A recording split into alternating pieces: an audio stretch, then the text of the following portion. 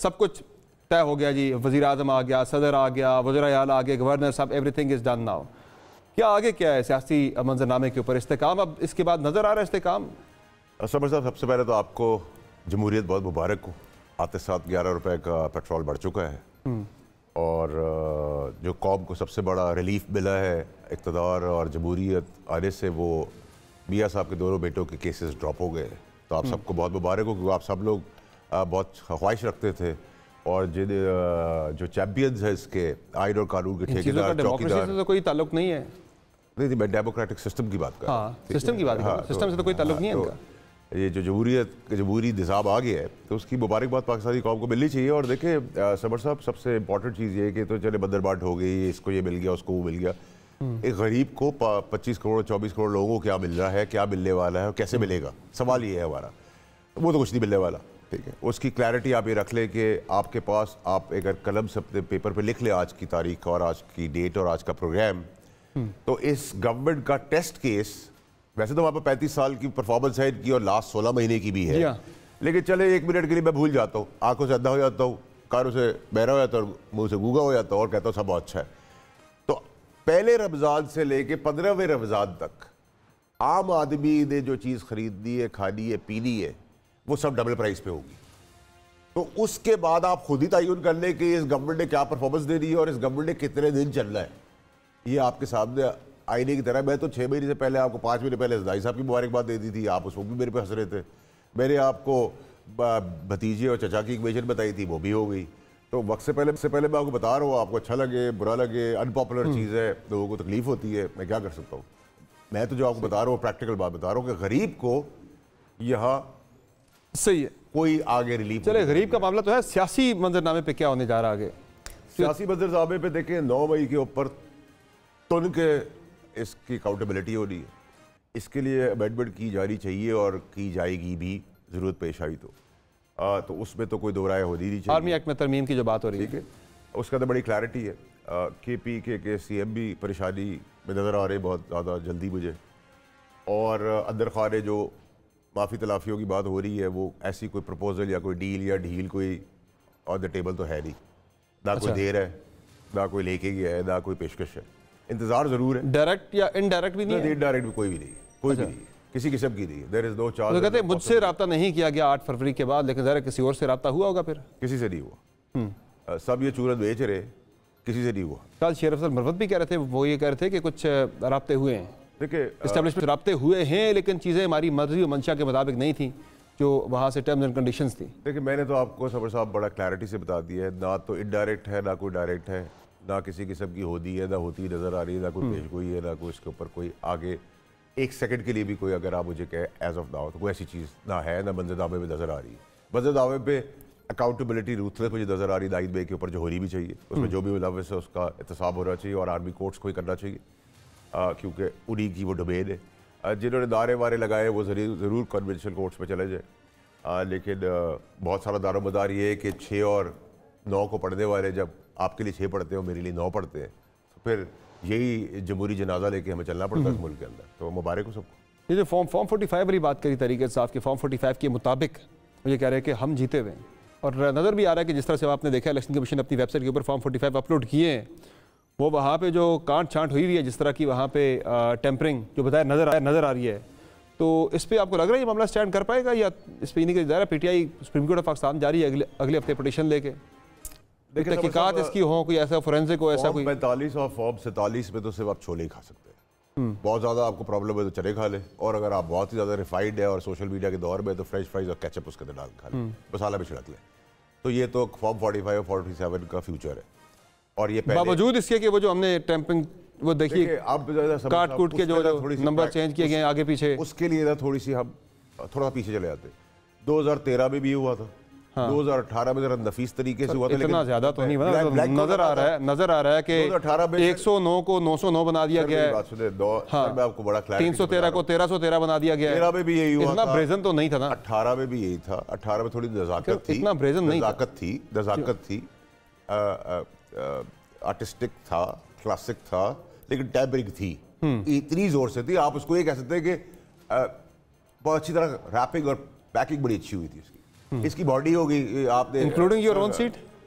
देखिए मैं भी इसी निज़ाम का हिस्सा हूँ, तो व्हाई वुड आई से कि आप गलत थे और मैं ठीक था, ठीक है। जब निज़ाम में तो फिर सभी हमाम में तो सारे बरहना है। मुझे आजकल टीवी में लिखा है कि आप यूज़ कर सकते हैं, सियासी दंगा आप कह सकते हैं, लेकिन बरहना आपने मुझे कहा था शायद ये वर्ड आप यूज़ किया करें, तो मैं करना शुरू हो गया। एनीवेज, तो ये कोई नई चीज़ मेरे लिए नहीं है, ठीक है, और ये आगे भी मेरे लिए नई चीज़ नहीं होगी, सरप्राइजिंग चीज़ नहीं होगी। तो वो तो चांद पे जाके अब अपनी हुकूमत बना लें कि मौला जड़ की सियासत नहीं चल सकती। जो आपने कहा कि अनरेस्ट है या जो तरीके चलाने की बातें कर रहे हैं, कल प्रोटेस्ट है बाय द वे तरीके साहब का पूरे मुल्क के अंदर प्रोटेस्ट प्लान कर रहे हैं। पिछले हफ्ते को जो प्रोटेस्ट हुआ था उससे खान साहब मुतमईन नहीं थे। उन्होंने कहा जी सारे मेरे MPAs, MNAs, सेनेटर सारे निकले, सारे एक तगड़ा सा पावर शो करें। कल KP में शायद बड़ा जलसा हो रहा है और बाकी मुल्क के अंदर भी एहतजाजी मुजाहरे होंगे। समर साहब देखिए, मैं तो आपको उस वक्त भी हाथ जोड़ के कहा था, आज भी हाथ जोड़ के कहूँगा कि इस मौला जड़ की सियासत से बाहर निकल है। इसमें जमहूरियत का बहुत नुकसान हुआ है, पाकिस्तान का बहुत नुकसान हुआ है, उनकी अपनी सियासत का बहुत नुकसान हुआ है, इदारों का बहुत नुकसान हो गया है। एटलीस्ट अब रुक जाए, क्योंकि इसके बाद फिर मुझे लगता है कल के प्रोटेस्ट के ऊपर बड़ा ये डिटरमाइन करेगा। मेरी समर साहब कल के प्रोटेस्ट के बाद, कल के प्रोटेस्ट के ऊपर उनका बड़ा, they are banking very heavily on it, क्योंकि इलेक्शन के ऊपर था उनका लोग निकलेंगे नहीं निकलेंगे, लोग निकले। अब प्रोटेस्ट के लिए लोग निकलते हैं या नहीं निकलते वो देखना है। पिछले हफ्ते को लोग नहीं निकले थे, इतवार को दोबारा कॉल दी गई है। मेरे ख्याल से इसको एज अ टेस्ट केस देखा जाएगा, भाई लोग निकलते हैं या नहीं निकलते। नहीं निकलते अगर तो फिर शायद मामला मुफाहमत की तरफ चला जाए। 9 के करीब भी कोई भी पॉलिटिकल पार्टी उसके 0.1% पैरामीटर के अंदर गई तो वो ऐसा तो ना जाएगा कि वो जिंदगी भाई याद है, राइटली सो, ये हो रहा भी चाहिए। रियासत तो कह रहे भाई पुरअमन सामने एहतजाज करना है। देखिए मेरी बात सुने, उस तरह का प्रॉब्लम ये थी, एहतजाज तो करते रहे, माता पीटा करते रहे, जितने उन्हें करना है सारे कर ले, मौलाना साहब भी आ जाए, ये भी आ जाए, वो भी आ जाए। प्रॉब्लम ये है कि क्या मुझे 10 रुपए का नान, 5 रुपए की रोटी, मोटरसाइकिल में पेट्रोल डालने के लिए, बच्चों को स्कूल पढ़ाने के लिए और बिजली के बिल, तो जब ये महंगाई ज्यादा होगी, हालात खराब होंगे, तो फिर तो ये लोग निकलेंगे अपने। तो मैं क्यों कह रहा हूँ आपसे कि सर ये मरावास, गंदा, घटिया, बदबूदार लाश का जो निज़ाम है नहीं चल सकता है। जितनी बैसाखी आप इसके बीच में लगा दें, 25 आदमी खड़ा करने के लगा दें, लाश डला गिनती चली जाएगी। आप क्यों नहीं समझ रहे बात? मेरे अंदर ताकत ही नहीं मैं खुद खड़ा हो सकूं।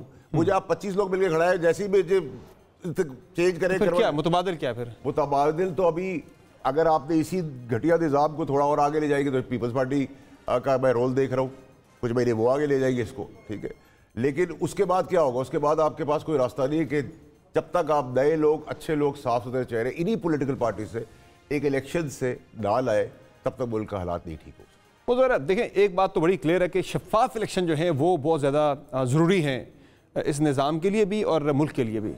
वो तो इसमें तो कोई शक नहीं है। लेकिन मुझे अब ये बता दें कि जो कि अब जरदारी साहब जो आए हैं ऐवान सदर में, इससे चीज़ें आपको कितनी चेंज होती हुई नज़र आ रही हैं? चूँकि जो मीसाक के मुफाहमत की बात शहबाज शरीफ भी कर रहे हैं और नेशनल लेवल पे एक रिकन्सिलिएशन की ज़रूरत है भी। देखिए समर साहब, एक तो ये कि आप बहुत आइडियलिस्टिक आदमी है और आपकी बड़ी इज्जत, मैं तो एक आइडियल बात कर रहा हूँ कि इलेक्शन शफाफ कहीं भी नहीं होते और यहाँ तो हो गए ही नहीं। ये कह सकते हैं आपके अगले इलेक्शन शायद इससे कम रिग्ड हो। अब आप रेटिंग ये लेके जाएंगे 24 यहाँ तो मामला उल्टा नजर आ रहा है। जो भी आप खुद भी बात करते हैं 13 से 18, वही कह रहा हूँ, 18 से 24, ये तो हम नीचे की तरफ जा रहे हैं, ऊपर नहीं जा रहे। दीदी अभी तो हालांकि चौथी से 5वीं ये हमारी मुसलसल डेमोक्रेटिक ट्रांजिशन है। देखिए मेरी 2002 के बाद, लेकिन फिर भी बात सुने, आप इधर से पकड़े, प्रोसेस इवॉल्व नहीं कर रहा, पकड़े कान, ठीक है। आपको रिजल्ट में यही बदबूदार चेहरे, बदबूदार जमहूरियत, बदबूदार एक्सपायर्ड लोग नजर आएंगे। आप मुझे बता देना कि आप निकले थे, मेरी बात सुने सर, आप मेरी निकले थे, मुझसे पूछे भाई क्या कर, मेरा बाप दादा का पान का खोखा लगाता था, मेरे बाप ने बड़ी दुकान बना ली, मैंने वो कैंटीन बना ली, मैं ग्रो करा लाइफ में, मैंने कुछ नहीं किया, मैं अरब खरबपति हूँ, मैंने सियासत की है, ये मेरी क्वालिफिकेशन है। मेरा बाप रोटी नहीं खरीद सकता था, बीड़ी नहीं खरीद सकता था, आज मैं क्या हूँ, मैं खरबपति हूँ। कहाँ से खरबपति हूँ? मुझे कारोबार का नहीं पता, मैं सियासत करता हूँ। अगर ये आपकी टर्मिनोलॉजी है पाकिस्तान के अंदर, और फिर आप कहते हैं कि जी आप इल्ज़ाम डाल दें एस्टैब्लिशमेंट के ऊपर, भाई बेल आप देते, जेल आप देते, आप बेल ना दे, कोई जीप में बिठा के आपको ले जाए तो हम खड़े हो जाएंगे जीप के आगे। लेकिन आप अपना काम करते नहीं है, हम ब्लेम दूसरों को कर दे। अच्छा मुझे ये बताइए, जो जरदारी साहब का आज इलेक्शन हुआ सदर का, इससे आपको क्या नजर आ रहा है? चीज़ें को बेहतरी की तरफ जाएंगे? क्योंकि उनकी जो मुफाहमत वाली जो उनकी खसूसियात हैं, क्रेडेंशियल्स के साथ आपको लग रहा है कि चीज़ें वो बेहतर कर लेंगे, टेम्परेचर को नीचे ले आएंगे पॉलिटिकल? जरदारी साहब वसीला बने थे, मरूदा मुन्नत उनके पहले भी शहबाज शरीफ साहब बने थे, आज भी उनको कोई नून लीग ने नॉमिनेट नहीं किया, वो मरूदा मुन्नत बने जरदारी साहब की बदौलत वसीला उनको अल्लाह ने बनाया और वो शहबाज शरीफ साहब को आइंस्टाइन साहब को ले आए। अब आइंस्टाइन साहब को ले तो आए, वो थपकी भी देंगे, वो ले जाएंगे भी, फिर खींच भी लेंगे, फिर थपकी देंगे, फिर खींच लेंगे, फिर टाइम आएगा खींचने से पहले धक्का दे देंगे, ठीक है, और धक्का दे के क्योंकि कॉन्स्टिट्यूशन पोजीशन पे खुद है तो नेचुरली फिर वहाँ से गेम शुरू होगी। देखिए end of the day it's all politics. और जरदारी साहब ये कैसे भूल जाएंगे कि मियां साहब ने उनके साथ पिछले 20 साल में कितनी दफ़ा दुश्मनी और बैक स्टैप किया, उनको कमर पे छुरा घोपा है, उसके बावजूद भी वो आगे बढ़े। मुफादमत उनकी है, वो चैंपियन है इस सियासी गेम के, इसमें कोई शक नहीं। उन्होंने पाकिस्तान खपे का नारा लगाया जिसकी वजह से पाकिस्तान के अंदर उन्होंने एक बहुत इंपॉर्टेंट रोल उस टाइम पे प्ले किया। उनकी बेगम की डेथ, अब वो मुल्क के सदर हैं, अब वो मुल्क के सदर हैं। ज़ाहिर है ऐवान सदर में पिछले जो 2 सदूर हमने देखे वो इतना ज़्यादा इफेक्टिव नहीं रहे थे पॉलिटिकली, लेकिन जरदारी साहब का जो पिछला टेन्योर था उसमें वो बहुत इफेक्टिव थे, बड़े एक्टिव रहे पॉलिटिकली। एक सियासत का बड़ा मरकज़ रहा है ऐवान सदर। अब भी ज़ाहिर है वो दोबारा से सियासत का मरकज़ बनने जा रहा है। तो वो जो मैं बात शुरू में कर रहा था, तहरीक इंसाफ को मुफाहमती पेज के ऊपर लेके आना, वो जो जरदारी साहब की स्किल्स हैं, आपको लग रहा है कि इतनी वो हैं कि वो ले आएंगे पीटीआई को मुफाहमत के डगर के ऊपर, या फिर उनके मैंडेट में नहीं है ये? देखिए वो स्किल्स वो दिखाएंगे जब आइंस्टाइन के बाद नया साइंटिस्ट वो सोच रहे होंगे। जब तक आइंस्टाइन एज साइंटिस्ट चल रहे, पाकिस्तान को उनके खानदान ने अंधेरों में धकेला है माशाल्लाह से, और माशाल्लाह से हमने फाइनेंस मिनिस्टर के फेलियर देखने के बाद अब हम फॉरेन मिनिस्ट्री की तरफ उनको भेज रहे हैं। उनके नीचे भी 2 बैसाखियां लगा रहे फातमी साहब और जिलानी साहब। वो बैसाखियों में वो चलेंगे तो अब जैसा हमारा हाल इकोनॉमिकली हुआ था फाइनेंस मिनिस्टर की ब्यूटीफुल मुंशीपन से, वो हम अब इंटरनेशनल फोरम से देखेंगे तो मुझे नहीं पता, अल्लाह जानता है कि इस मुल्क का इंटरनेशनली अब क्या हाल हो रहा है। सेरेमोनियल ही होंगे, नीचे आपने खुद बता दिया 2 बैसाखियों की, काम बैसाखियों ने करना है, वो खुद तो सेरेमोनियल ही। बैसाखियों में जब वजन लाश का ज्यादा बड़ा हो जाए तो नहीं, वो कर लेंगे।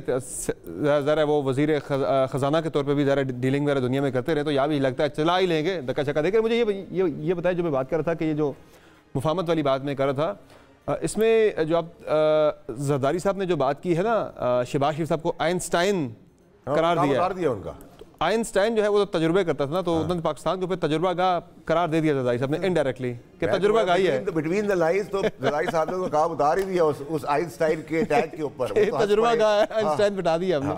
तब तजुर्बा तो हमें पता है, पहले तजुर्बे इतने ज्यादा कामयाब हो चुके पाकिस्तान के कि आप क्या कामयाबी की आप एक्सपेक्टेशन करते हैं। कोशिश है, उम्मीद है, लेकिन उम्मीद आप सब रखें। नवाज शरीफ साहब का क्या रोल देख रहे हैं आप?